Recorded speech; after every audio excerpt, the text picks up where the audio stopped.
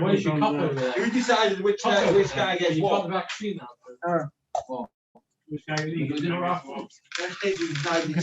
still spread it. It's rubbish. I got the Indian one. Comes with a roll of toilet paper. The Indian bar, Indian thing comes with a roll of toilet paper. Why? You're all about to be live on YouTube. Yes. Who decided what orders? Can't please everyone. Have you heard about what you get? You get a sticker also. But you're not counted, you have to again. I'm sorted. Give him a sticker. Come on. My brother-in-law's getting married in a month. Less. My wife would like to go. Yeah, you won't be allowed in for COVID. The airport's shut tonight. Yeah, they shut the airport. Rockets. Yeah, they got more sophisticated. Kill the heads. It won't be on Half them are in bunkers. You're what's the word? You're live. They listen to our shows. In Gaza. Okay, we're short. We're up to Yoma. That's the Shem Esparach. We're up to Yoma Daf Lamed Amud Aleph. The Mishnah told us that those who go to Beis Hamikdash, they need to do Tefillah and Kiddush Yadayim v'Raglayim. Kiddush Yadayim v'Raglayim is because of the fact that there might be nitzotzos, there might be droplets. So on the legs, the reason we wash the legs is because the droplets of urine might fall on the legs. But why should you have to wash your hands? The answer is because in order to make sure that there's no droplets on the leg, you have to use your hands to wipe down your legs. And there's a possibility that something will be stuck in your hands. So therefore, that is why you have to wash your hands and legs. So mentioned yesterday, briefly, this is asked the question that there's a mitzvah to make sure it doesn't fall on your legs as a halacha. But the mitzvah is whether you're allowed to hold on to the we discussed it yesterday. So it's like this. It's a proof to Rabbi. A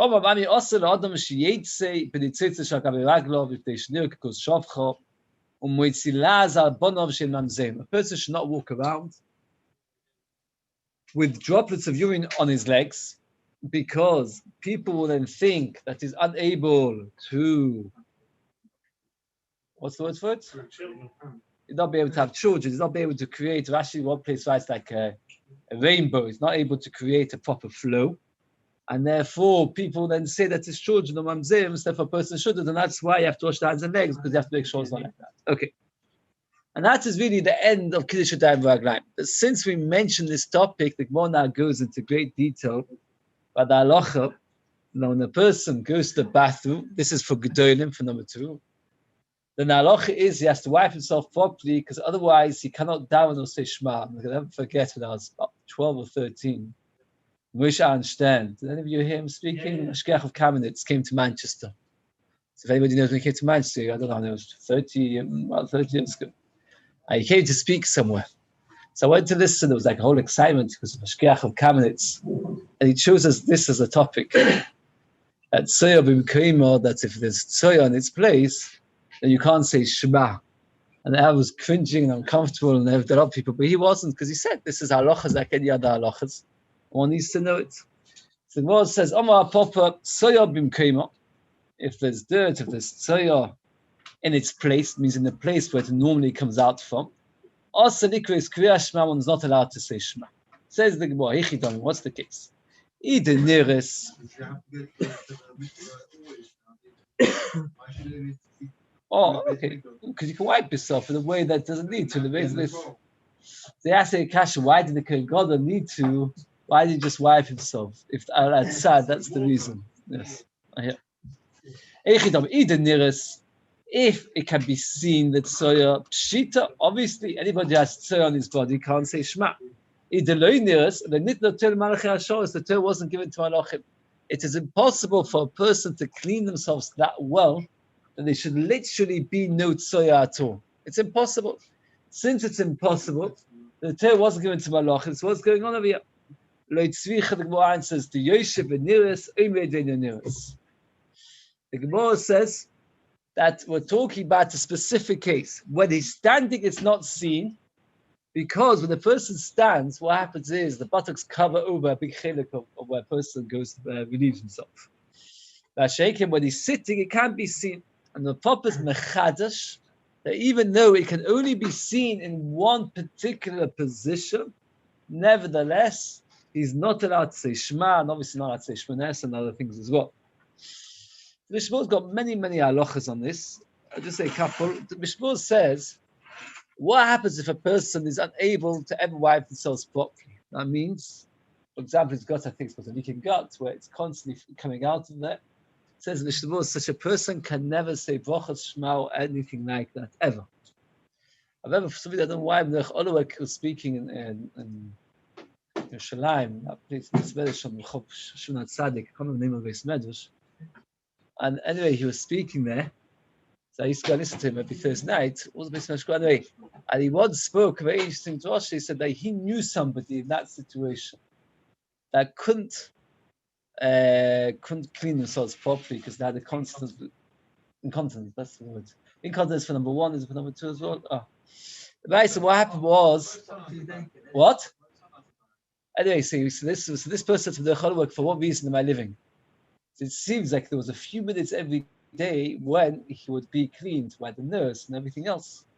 The Cholwork said I went to Chaim Shaimer to discuss it to him, and it was a big town Chaim Shaimer. Chaim Shaimer said to him that imagine you spend the whole day waiting for opportunity to have 2-3 minutes being able to say brachas and etc. How much chai you can possibly get. It's very interesting. He gave a whole drasha about this topic, that it's the she'ifa to do a mitzvah, which Akshvoch is precious, not necessarily if a person can't do more. The baby. Yeah, same thing as the baby. I remember one time I was making Kiddush in my house, and after I finished making Kiddush, my wife said that the baby was dirty the entire time. She didn't realize until after Kiddush. Is it not only if you smell it? Oh, just, so she could, I couldn't. She was standing next to the baby. I couldn't. So Mishabur himself brings shilas back and forth, and Mishabur is not machriya. So I went to Leibish, and he said he doesn't want to pass. He said, I'm not your love, not passing for you. So I said, anyway, I said, eventually I was mad into it enough, and Taki, you do not need to repeat Kiddush, but we just should know it to look into it if that happens. These are some of the halachas, and the Gemara says like this: if it can be seen when he's standing, everybody agrees it's no good. If it can't be seen even when he's sitting, then it's fine. Shai is in between, the Prophet says it's no good. Furthermore, the person has mitzvah not in Oisei Mokum, not in that place where he relieves himself, but another place on his hand, on his back. The halacha is a person's got a bathroom and he sticks his hand into the bathroom. There's a hole in the wall and he sticks his hand in the bathroom, but the rest of his body is outside. It's machlokes of hunoma mutalikus kriyashma of chista oma osalikus kriyashma. It's machlokes whether you're allowed to say shema or not. Does anybody know what the machlokes is based on? No. There's 2 psukim. It's very interesting because this machlokes goes from Amoraim to Rishonim to Achronim and all the way to Mishnah. If you look at Mishnah, it's Simon Zayin Hey, Mishnah Ein Vov. So it's Mishnah Simon Ein Vov. Where it talks about it like Ein Hey is Elva, Ein Vov is Tzoyah. So you have to remember, Ein Hey is Elva, Ein Hey Elva. So Ein Vov is Tzoyah. Okay. So what happens is like this. That in Ein Vov, the Shor talks about the same achleikus. There are 2 psukim describing how you're supposed to praise Hashem. One pasuk says, "Kol atzmosai to'emalno Hashem yichamoicha." Every bone in my body will praise and say to Hashem, who's like you.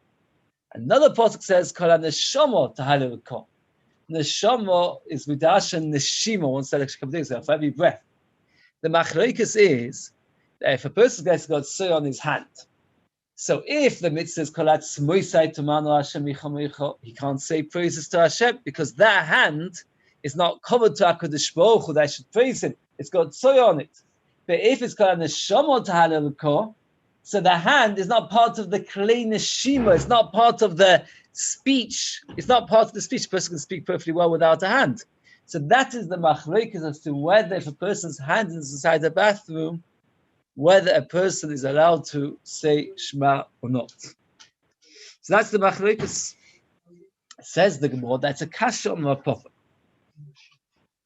That means a papa holds that it's no good, and it's a kasha. Says the Gemara, b'mekayma nofish zuamo shelo b'mekayma lo nofish zuamo. In its place, it is worse than other places. Where Rashi says it is b'mekayma, Rashi says shechamo here, it's warm still. Shelo yotze la'aviv l'nispas aveicha. So in its place where a person relieves themselves, and that place, it is worse than on the hand, and therefore everybody agrees, both from Nachman and Chista, even though they argue as to whether Tzeol B'Sor and Izada is no good, but there's Machlekes of Nachman and Chista. Sorry, that's regarding Nachman and Chista on your hand. But B'Mkoimo, everybody agrees it's no good, and therefore it is a problem of not being able to say Shema. One or two halachas is good to be aware of. There's a big shayla in the poskim if a person walks into a bathroom and does nothing there. Let's say a person, something fell over, he wants to, whatever, small something goes into the bathroom. Is he mechuyev to wash his hands or not? It's a big shayla in the poskim. Rabbi Yosef has got a very, very, very long tshuva in the a huge tshuva. What? Oh, so the shayla is. So nowadays, something's down. Right. He's saying in the case where there's nothing there, even if there's nothing there. So the Gemara there, the Gemara discusses two kinds of bathrooms. One which it remains there, one which rolls away. Nowadays it's a bit of both because it stays there for a bit and rolls away. But the second Beis says Mekum and Shmuel is Machmed. The big problem is that many times you're traveling on a plane, on a train, the only sink is inside the bathroom. So the solution is you wash your hands inside and then you don't dry your hands until you leave the room. Then you go to that color. Service station, you're right. That's an airplane, train, wells. At home, hopefully. Yeah. Sometimes they don't. Yeah, you're right. If you do, then you have to make sure not to dry your hands until you come out. The Mishnah talks about a lot of other similar shilas. For example, In the service station, you can't use the hand dryer. huh? You can't use the hand dryer. Yeah, you can't use the hand dryer. That's right. Right, so the prophet still. I need to be washing. Only for your hands to be able to. If you want to make a broch afterwards. I'm talking after you make the toilet. Yeah. The Shiur says that if a person has tsoyo on the item of clothing, and an item of clothing is covered and there's no smell, it is not a problem for brachas. It's an interesting halacha. The Shiur says, I'll prove it to you. Let's just say the halacha again. Let's say, for argument's sake, you've got tsoyo on your shirt, and on top of it, you've got a jacket. So it's covered, and let's say there's no smell. It's a small amount of dirt. He says the person has an underwear. What? Yeah. So he says that it's not a problem because it's not on your body, it's on your clothes. It's not a problem of definitely shomok, it's not, it's also not. And it's not from Kimo the Nofish Zuama, you can't smell it, therefore that's okay. It's only if it's actually on your body that it's a problem. Shmuel also talks about the fact that if a person has shichva zera on his body, while it's moist, one cannot make a bracha. Therefore, a person should wash themselves afterwards and wait for it to dry up before a person makes it off. Okay. So now the Gemara tells us, the person goes out to urinate, he just washes one hand. Why? Because normally a person can wash off his hand, can wash off the drops with one hand. Levi, you asked me before. It seems that on Yom Kippur we're trying to be extra machmir, because here the Gemara says that you just need to wash one hand when you're starting a meal. Why? Because you only use one hand. There's a shayla nachas tishbom, the Shmuel brings it, that if a person urinates on tishbom but does not touch anything, which is technically possible, then the problem is, what should he do on tishbom? Should he wash his hands? Normally a person washes his hands after going to urinate. But on tishbom one's not supposed to. No, because you see from this Gemara, look at the words of Rashi. Rashi says, the Kivin Shifsh Achas, where is it? What it says, you only need to wash the hands, which you wipe your able with. But the other hand, you don't need to wash. Let's say you didn't need to do either. Nowadays we've got tissues, nowadays we've got very good urinals where it's not necessary to actually wipe off the ava. It's mashma from Rashi that it's not necessary at all. The Shmuel himself is besupik about it. Is it okay? The Shmuel says that better you should make sure to touch because it's a mechusin, and then that way not have the shine. So do to the Achas. V'dichdas dibre b'chaveroi. V'dichdas. Yes. Yeah, but he's not that sure that on Tisha B'Av that he should be able to. Dibre b'chaveroi v'hifting. If a person goes out, it schmoozes to somebody. Neutel shtei yodov. The halacha is that before we have a meal, you always wash your hands. The reason is because it's exil to truma in the Adon Nikias. They want to make sure that people shouldn't touch truma with dirty hands in order they shouldn't ruin the truma. And nowadays we do it to zich for the kohanim, etc. Now, normally once you wash your hands for a meal, even if you go to a chasna and you have a 6-hour meal, you only need to wash your hands once, because once you're in a meal, we assume that you won't switch off. But if you go outside to chat to somebody, so then we're choshesh that you've switched off, and therefore you need to wash your hands again. No, not bachum. Nichdas. Don't wash outside and come in for chashat. You shouldn't come and wash outside. Why? Because people will think to themselves, you didn't wash again. They won't know that you washed outside. And you come in, you wash on your place, and then you offer everybody, does anybody else want to wash? All to demonstrate that I'm washing, and that people shouldn't be choshesh they're not washing.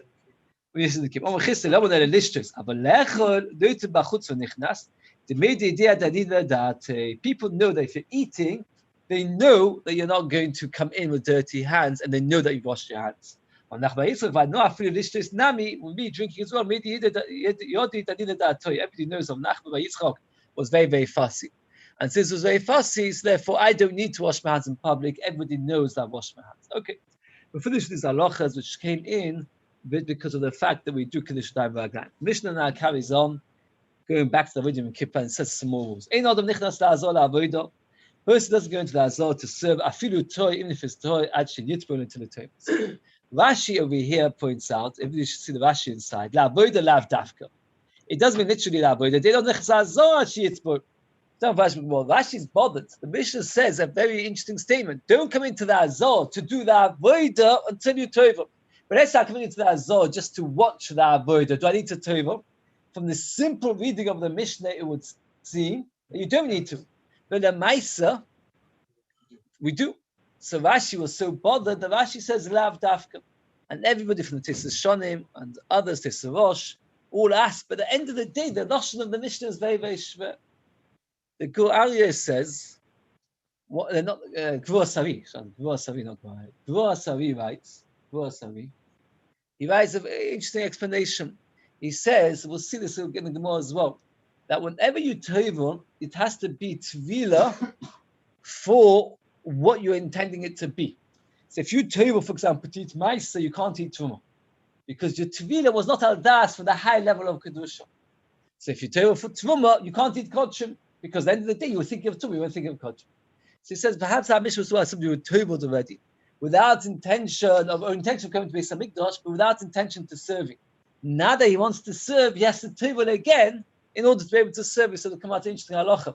Like Kohen, for example, thought he's not going to get a chance to do a call when that day he tevels, and then suddenly comes somebody else and says, "So you know what? Maybe we'll do an avodah," and he has to then tevel again. Okay. Oh, so according to Rashi, it's not a problem at all, because they all had to tevel because they're coming into the azor. According to the Gvur Savi, it's an interesting question. Yes, you're right. They would all have to tevel again. Or maybe they would all tevel with the intention to serve, because they all hope to serve. The Kohen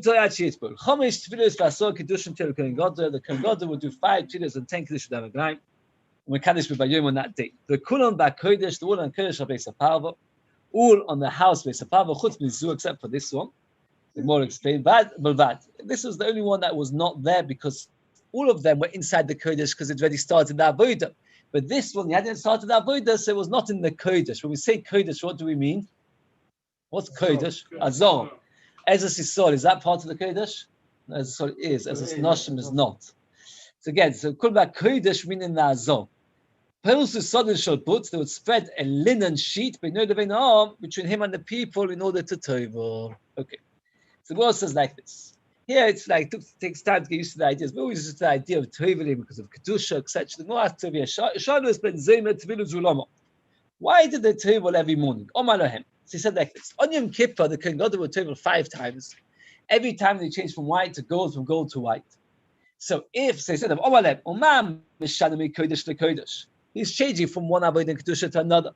And he's serving in one place inside the Kodesh Kadosh Chayav Koros, and in Azoi Chayav Koros, Ton Tvila, nevertheless needed Tvila. Hamishana Mechoyle Kodesh, person coming from outside Beis Mikdash into Beis Mikdash, Mokim She'ein on Koros, Mokim Shon Koros, and for a place where there's no Koros, which is outside Beis Mikdash into the Beis Mikdash, in the Din Shaton Tvila. It's not a Kavachimer that you should require Tvila. If the Kohen God requires Tvila every day in Yom Kippur, 5 times in Yom Kippur, Kavachimer, some Jews coming from a Chol Tzar Kodesh. Does anybody know Kavachimer? Is that a Din D'Oraisa, Din D'Rabbanon? Is it a Smach? It's a logic is D'Oraisa. Logic is D'Oraisa. So therefore, if somebody would say, I'm a Mechuv to Tevel min HaTeil min D'Rabbanon, what would the halacha be? Min HaTeil, because this is a piece of logic based on the D'Oraisa. Okay. Rabbi Yehuda, Svach Tvila Hisu. Really, you don't need to Tevel at all. There's no reason to Tevel. That is, as long as you know that you're Torah. Obviously, if you're Tommy, you have to Tevel. But somebody who knows that his Torah does not need to Tevel. But they made it to be D'Rabbanon. Why? That means they wanted to make sure that the halacha is if you're Torah, you don't need to Tevel. But with D'Rabbanon, they were nervous that in your rush to excitement to go into Beis HaMikdash, you might forget that you're Tommy. So what did they do? They said to people, don't come into the Beis HaMikdash without Teveling. While you're Teveling, you'll be thinking to yourself, when was the last time? And you might remember, I went to Levaya 2 days ago. Or a person might remember that he touched the sheretz that day, so he needs to wait for Erev Shemesh. So the Tvila is only a mechanism to remind a person, well, now you're about to do something very Kodesh, make sure to be taught. But Michael Miflig, the Gemara says, top of Lam on the Beis, what is the difference? And what is the difference between these two reasons? Says the Gemara, the Machlokes is the avodah mischal. That means, is the avodah profaned? Leben Zoyma that says that it is a D'Oraisa Dikadin, that we learn it from the Kohen Gadol Mochil avodah. So if a person goes to Beis HaMikdash one morning, and he's 100% Torah, but he never went to mikvah, the avodah is possible. Rabbi Yehuda lo mochil avodah, the avodah is not mochuleles, and if he's actually Torah, the avodah is okay. For anything more, Ben Zoma mimochel, is the avodah indeed profaned? That means, where did Ben Zoma learn it from? From who? Who did Ben Zoma learn it from? From Kohen Gadol. And the Kohen Gadol himself that never bothered teveling and never bothered Kiddush Guy, what's the halacha? It's okay for B'diavad. If it's okay for B'diavad for Kohen Gadol, it's illogical to say that Ben Zoma learns a kavachim from it. Should say it's possible. That doesn't make any sense. We just finish off the Beis. That means we mentioned the Beis says Shloi Tova Lavdosek Sheil. Then the Beis finishes off. Echad Kohen Gadol Echad Kohen Edet Shloi Kiddush Lavdosek Shachris V'Avad Lavdosek Psula. It's very interesting halacha. If you do Tova, it's kosher. If you don't do Kiddush Adayim V'Raglayim, it is possible. But either way, the main thing we're trying to establish is that B'diavad the Kohen Gadol that did not Tova in Yom Kippur. What's the din? What's the din if a Kohen Gadol didn't Tova in Yom Kippur? It's okay B'diavad. And therefore, how can Ben Zoma, who learns a kavachim from a Kohen Gadol, tell us that the rest of the year is possible? Elo lemeikam ba'asei kamifligi, when a person's over na'aseh. Ben Zoma koi ba'asei, Rabbi Yehuda lo koi ba'asei. He's not chayav na'aseh. So let's just summarize very, very briefly. The Mishnah tells us, every Torah person, that means you're 100% Torah, you're guaranteed to be Torah, and you're coming into the Beis HaMikdash, you want to watch, you want to avoid them, whatever the reason may be, do you need to tevel? Yes, you need to tevel. Even though you're guaranteed Torah, you need to tevel. Why do you need to tevel? Machlokes. Ben Zoma says it's a kavachim from Kohen Gadol. Rabbi Yehuda says it's just a reminder mechanism in case you're Tomei. So Chazal wanted you to tevel to keep your mind switched on. Be careful. Now, it's interesting. Now you've got Corona. You can imagine that you've got big signs everywhere the whole time. Reminders, right? So this is going to make for us a reminder. Have you checked yourself properly? Okay. So now, says the Gemara, what is the machlokes? First, the Gemara wants to suggest the machlokes is the avodah no good or good. Says the Gemara that's not true. According to everybody, what's the din? The avodah is good. That means if a person does not tevel by his Torah, he's fine. What's the proof? Because on Yom Kippur itself, it is okay. Machlokes is if you're over ba'asei or not. Now the Gemara goes into the shitta of Rabbi Yehuda. According to Rabbi Yehuda, does every person who goes to Beis HaMikdash, does he need to tevel? Yes, as a reminder, yes, midrabanan. So we're going to establish, does Rabbi Yehuda hold of this? This becomes even more interesting. It was like this. Does Rabbi Yehuda hold of this logic? But Tanya Mitzvah Tevel, maybe the Shah Nikana, a Mitzvah Tevels and stands in the Shah Nikana to put his thumbs. Rabbi Yehuda Mitzvah Tvila Shekla Tova Mi Be'erev ready Tevel the night before. So Rabbi Yehuda holds you don't need to Tevel. Now, let's go very briefly. Let's just go slowly but shortly. A Mitzvah, very briefly. A person has tzaras, and let's say it's been established at tzaras. How could the person be established tzaras? So muchlat. What? Yeah, but what would be a good sign that it's two white hairs? Good. I was looking, 2 white hairs. Or, for example, healthy skin inside white skin. But let's say 2 white hairs. The Kohen Gadol sends him out to the camp, and he could be there for years and years. Uzziah Melech was there forever. Can you imagine such a thing? Uzziah Melech was there forever. And his son Yosem, for years and years, was king, even though his father was alive. Okay, so you can have it for years and years. One day, it said the message that occurred, the white skin or the white hairs is gone away, everything's fine. Kohen Gadol comes and says, you're right, you're told. Now, what's the first stage? The first stage is we take 2 birds, and they tell us, so we sprinkle him and we shave all his hair. And then he's still a Tomei, he's not allowed to go into, he's not even allowed to go to the Azor, he's not allowed to go to the Beis. Has to stay outside his house for 7 days. On the 7th day, he shaves again, everything, and then he tevels again. Once he's teveled on the 7th day, he's actually toh, and the only thing missing is he needs to bring some korbanos the next day. What do Chazal call such a person? Chosek Kippur. Oh, Chosek Kippur. So, for example, is he allowed on the Beis? Yes. He's allowed he's allowed everywhere.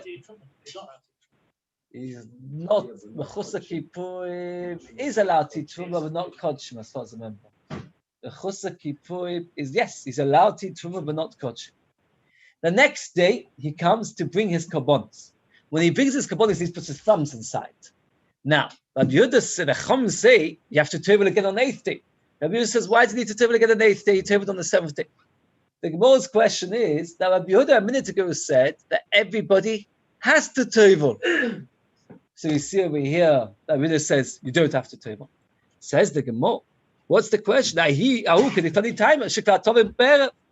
teveled yesterday. You can't compare Rabbi Yehuda explaining our mission to a normal person. But here, this person is already teveled. He says, well, the koilo my koilo. This is a famous expression in the Gemara, which means that what? The one who asked this question, what was he thinking? What were you thinking? The koilo, the one who asked the question, my koilo, what was he thinking? Meaning, the question is so easy to answer, that's not a real question. Answers the Gemara. The kaboile mima achrita alei, he wants to ask a different question. Sometimes you ask a question, you mention a Gemara, only because you had a different thing in mind.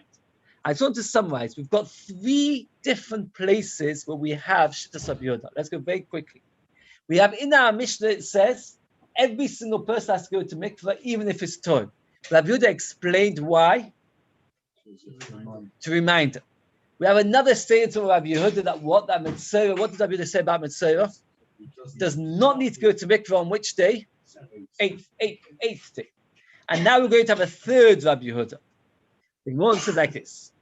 Lishkas HaMitzoron, there was a special chamber in Mitzoron. In which room was this chamber? Anybody know? Where was it? Very good, in Ezras Noshim. Oh, on the wall.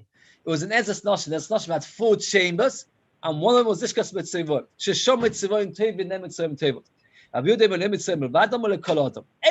traveled there. So now, that's the 3rd statement of Rabbi Yehuda. Very briefly, you have to get all these 2 statements very clear. In our Mishnah, it says everybody has to travel. Rabbi Yehuda explains because we want to as a reminder. We had the 2nd place, Rabbi Yehuda says that Mitzvah does not need to travel on the 8th day because he traveled on the 7th. And then we have another statement, Lishkas HaMitzoron. According to the Tanakama of Lishkas HaMitzoron, who traveled the Lishkas HaMitzoron? Only Mitzoron. According to Rabbi Yehuda, not just Mitzoron, but everybody. Furthermore, when you say everybody, you mean Mitzoron plus. But you, Rabbi Yehuda, holds that Mitzvah does not need to travel. So there's a contradiction between the 2nd statement and the 3rd statement. Let's get it very clear. The 2nd statement of Rabbi Yehuda, that Mitzvah does not need to travel on the 8th day, is contradicted from Rabbi Yehuda's statement, 3rd statement, that not just a Mitzvah needs to travel, every Mitzvah, that's a contradiction between the 2nd and 3rd statement. Says the Gemara, Lo Kasha. That third statement, where he said everybody, including Mitzvah, is talking about we never turned on the 7th. Says if you never turned on the 7th, he needs to wait for Nacht. Since he needs to wait for Nacht, he can't put his thumbs in, which means that he can't do the whole process. So what's the point of him coming to Lishkas Mitzvah? And what's he coming into the Beis Hamikdash for? Evidently, we're talking about somebody who's bringing his kabbanas, he turned yesterday, he's finished with Erev Shemesh, and now he's just Mechusar Kippur. Says the Gemara says no. And he turned on the 7th. And if he turned on the 7th, according to Yehuda, does he need to turn on the 8th? No. So the question is, why Lishkas Mitzvah is even turning there? Answers the Gemara, when Yehuda said Lishkas Mitzvah and everything's turning, including Mitzvah, we're talking about a case where he switched off. And the halacha is, once you switch off, you're no longer toy. Fade the Gemara, if you switched off, a person who switches off Tumah V'Tara has to wait 7 days before going to Beis Hamikdash. Can you imagine? A person who switches off between Tumah and Tara, he has to wait for 7 days till he goes to Beis Hamikdash. Yeah, because he has to do Azor of the Poor Adoma. So how can you say again? Let's get through 3 statements very, very quickly. The first mitzvah was the first Mishnah tells us that what? That every Torah person has to go to mikvah, and Rabbi explains this to Rabbi. The second statement was that a mitzvah on the 8th day does not need to go to mikvah. The third statement was Lishkas Mitzvah. The Tanna Kamma says mitzvah go to mikvah, and Rabbi says everybody goes to mikvah. By the way, Rashi says that the first statement and the third statement are contradiction in according to the Tanna Kamma. If anybody's got that clear, I was very, very taken aback when Rashi said it. But I see that all the Rishonim come out and say like this again. Our Mishnah says, who has to teva when they go to Beis Hamikdash? Everybody. Very good. Everybody has to teva. That third statement, Lishkas Mitzvah and Shisham Mitzvah and Tovin, Rashi understands only Mitzvah and Tovin. So that Tana, does Yehuda of our Mishnah? No. That's interesting. Rabbi Yehuda came along and said, not just Mitzvah, but everybody, meaning Rabbi Yehuda to a certain extent is now actually a bit like our Tanna Kamma. But for the Gemara, but you, Rabbi Yehuda, you don't need to. So Gemara answered that he switched off. Well, if he switched off, he needs to do the whole 7 days again. So Gemara says, the Oma, again, he asked Hadati Azor Shlish Shvi, boy, don't disturb by Moslem Rabbi Yechon, Nasich Das, Tzurch Azor Shlish Shvi. And the individual did not ask Hadati, but the Kasha, Hoda Tov Ladas Bias Migdosh, Hoda Tov Ladas Bias Migdosh. That means, Rabbi Yehuda, the second statement said that Mitzvah doesn't need to go in, it doesn't need to have an 8th day. That is when he turned on the 7th with intention that the next day he's going to go into Beis Hamikdash. The next statement when he says the Mitzvah does need to tova is when he wasn't aware the next day. I'll tell you a simple example. He doesn't necessarily, the 7th day, he doesn't tova in Beis Hamikdash. He tovas far away from Beis Hamikdash. And for example, he thinks to himself, I'll bring the Kabbalah in a month's time. He's not in such a rush to bring his Kabbalah because he only needs to bring his Kabbalah in order to be able to go to Beis Hamikdash and to be able to eat Kodshim. And that could be a long time before he's worried about that. So he goes to the mikveh on the 7th day, thinking to himself, I don't know if I'll ever go to the Beis Hamikdash. And then the 8th day, suddenly decides, you know what? Let me just bring it. Let me finish the job already and bring the Kabbalah. So in such a case, he needs to table again on the 8th day. He's not Asachadati, he's not switched off his Tumah V'Tara, but now he needs to table again. Oh, because he doesn't hold like our Mishnah. He holds that a Torah person does not need to go to mikveh. As long as you're Torah, you don't need to go to mikveh. He doesn't hold not a Ben Zoma and not a Rabbi Yehuda. He doesn't hold the Kamachim Ben Zoma, and he doesn't hold the Rabbi Yehuda that we need that Chazal made a special mechanism to remind people if they're Torah. Says the Gemara, the Ibri Sema, a different way of Pshat, Tani loy mitzvah namu elukal adam. Rabbi Yehuda is saying not mitzvahim and everybody else. Rabbi Yehuda is saying not mitzvahim, but everybody else. Tanna Kamma said mitzvahim need to go to mikveh. Lishkas mitzvahim was for who? For the mitzvahim. Came along Rabbi Yehuda and said, you're wrong. Mitzvahim, they never used that room. Everybody else except for the mitzvahim. The mitzvahim never used it because they tabled on the 7th and the 8th day they need to table. Everybody else needs to because he holds like our Mishnah that you need to. So he held there wasn't called Lishkas mitzvahim. And the third teretz of he was speaking to them. Lediti mitzvah and seich tvila. Does need tvila? Ledit chube according to Yoidelu is mias the limits on bevadam and kaladam. That means they said. Yehuda was saying to them, according to me, a mitzvah doesn't need to go to mikvah. According to you, everybody should require. Why did you call it lishkas mitzvah? Call it the lishka of tahara because everybody.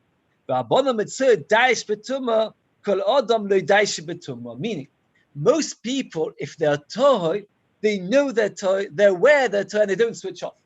And Mitzvah, for years, he's been out of the camp. He's forgotten the Chastum B'Tara. So with him, even if he tevos on the 7th day, we want him to tevo again on the 8th day. So it comes out that Rabbi and Chachamim argue on both cases. The Tanna Kama says Lishkas Mitzvah was used exclusively for Mitzvah, and everybody else did not need to go to mikvah.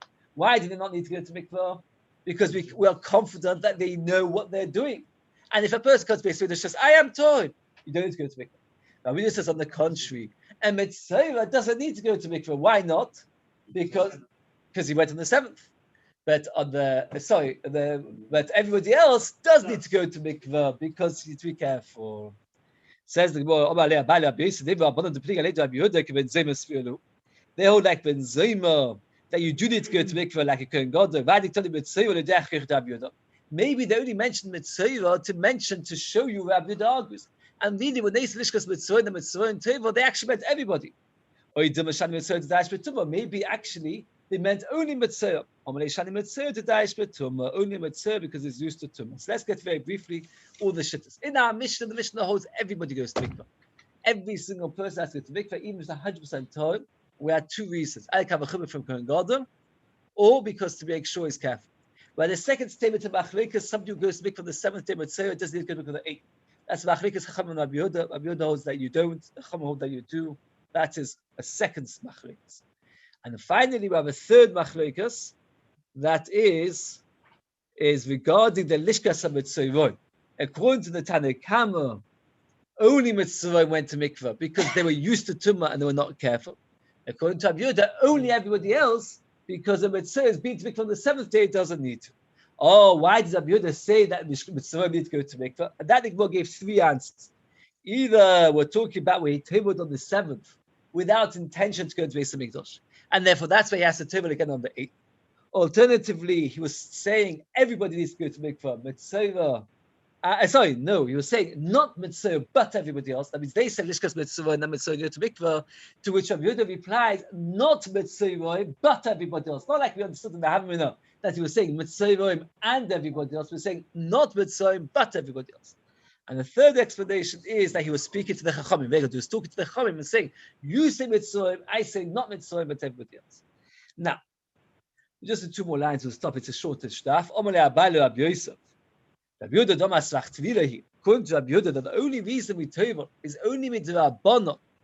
It's only midrabanan because we're chayshash that a person might forget this time. Top of Lam Dalef and Dalef, chaytzitz and chaytzitz. Does one have to be chayshash for chatzitzas? Because the whole purpose is not actually to make him toy, but he knows his toy. Why is he going to mikvah? It's only a mechanism, it's only a procedure to remind him, if you're tummy, don't come in. So does it need to chatzitzas? Amalei called the Tokon Rabbanon came to Raisa Tokon, Chazal make a takana, they make it like a device, and you have to be chayshish for chatzitzas. And that's a very, very chumrah. That whenever you've got a din Rabbanon, it's as if it's a device. And if you don't say, I'm only going in to make sure to remind myself that I'm not tummy, no. You have to, okay. And if you have to make sure that you have no chatzitzas either. Very good. Okay, shkoyach everybody. Is Menachem Kol state? Tonight is an official now.